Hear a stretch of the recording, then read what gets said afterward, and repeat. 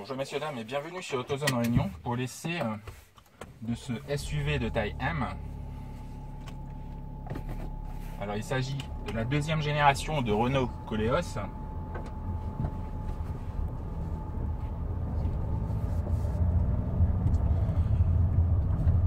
Ce Koleos viendra seconder le Captur et le Kadjar dans la gamme Losange. Alors par rapport à la première génération de Koleos, on se rappelle de la première génération qui prenait sa base technique chez Samsung, le constructeur coréen,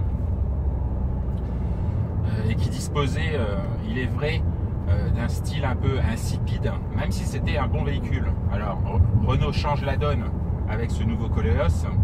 On a un véhicule beaucoup plus massif, plus grand, déjà avec ses 4,67 m de long. On a cette grosse calandre type talisman. D'ailleurs,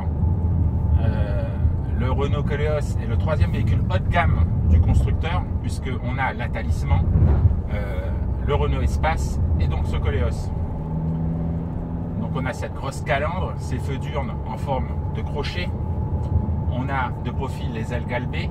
On aime bien l'effet de style au niveau de l'aile avant avec du chrome qui va souligner le logo Initial Paris sur les portes avant. À l'arrière, on apprécie les grands feux à LED qui rejoignent le losange. Donc rien à dire au niveau du style. On dira que ce Renault Koleos ne manque pas de prestance. Alors à bord,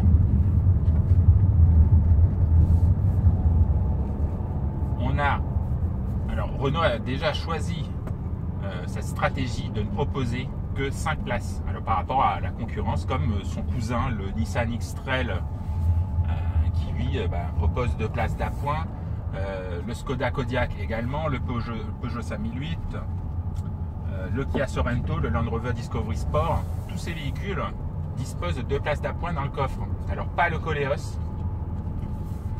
On a par contre une habitabilité vraiment généreuse. Alors on a une banquette très haute à l'arrière, les passagers peuvent vraiment voir la route et on a vraiment de l'espace pour les jambes. On a une capacité de chargement également qui varie de 580 à 1800 litres si la banquette est rabattue. Par contre on n'a pas un plancher totalement plat, donc on a une modularité assez simpliste dans ce Koleos. Bon, on s'y sent quand même extrêmement bien.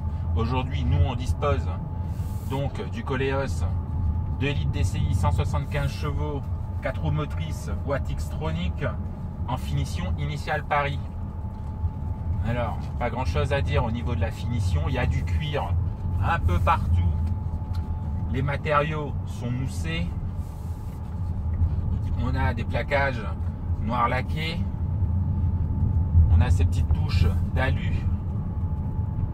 Vraiment, c'est très bien fait. On est un peu impressionné par Renault sur ce coup-là. L'équipement, lui, il est pléthorique. On a ce grand écran vertical.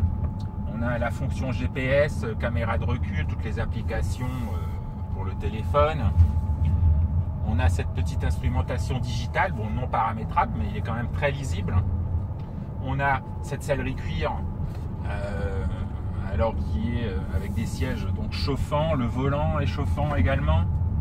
On a des équipements tels que le détecteur d'angle mort, l'alerte de franchissement de ligne, on a les feux full LED. Par contre le régulateur de vitesse n'est pas actif, dommage. On a les jantes en 19 pouces. Bref, je vous laisse regarder la liste d'équipements sur l'article écrit sur autozoneréunion.com. Au niveau du châssis, on a donc droit à la base technique du Nissan X-Trail. Renault joue apparemment la carte du confort. Et ce typage confort lui sied à merveille. Pourquoi? Parce que quand on a un SUV de ce gabarit, on ne cherche pas vraiment le dynamisme. On recherche surtout du confort, de la douceur de fonctionnement. Alors on a un amortissement assez souple. Par contre, avec les jantes de 19 pouces, Sur les grosses aspérités de la route, ça peut taper un tout petit peu. Mais bon, le confort reste dans la très bonne moyenne. On a cette boîte Xtronic CVT type variateur qui est très très souple. Alors c'est une boîte à variation continue. Par contre, Renault a préprogrammé 7 rapports pour un meilleur agrément de conduite.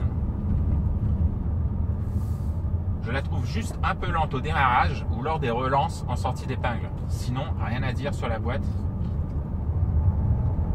Elle est très efficace.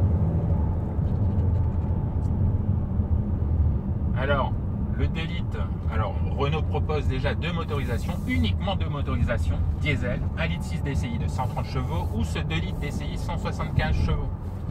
Alors, qui se montre très volontaire, pas de souci au niveau des performances, il y a suffisamment de couple, et plutôt discret. Pour nous aujourd'hui, dans cette finition initiale Paris, on a un feuilletage au niveau des vitrages spécifique, ce qui renforce la sonorisation générale.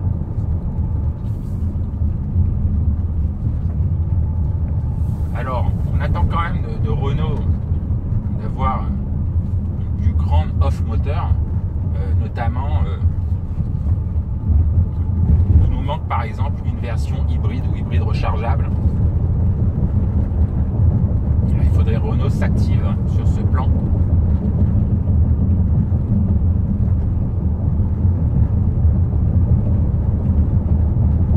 Ce qu'on apprécie également avec ce Koleos, c'est ses capacités en tout chemin, puisqu'on a une garde au sol de 21 cm, une transmission intégrale qui nous vient du X-Trail. On peut se mettre en position de roue motrice, 4 roues motrices automatiques, c'est lui qui gère automatiquement la puissance entre le train avant et le train arrière, ou alors on a un blocage de différentiel 50-50. Et là encore, il se débrouille très bien, donc hors des sentiers battus. C'est encore un petit atout de ce Koleos. Voilà, c'était donc un petit essai dynamique de cette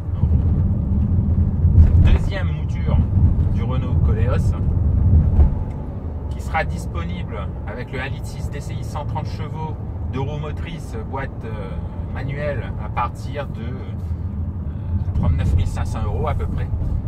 Aujourd'hui, nous, dans cette version haut de gamme, 175 chevaux, 4 roues motrices, Xtronic, initiale Paris, on est avec le malus écologique vers 53 000 €.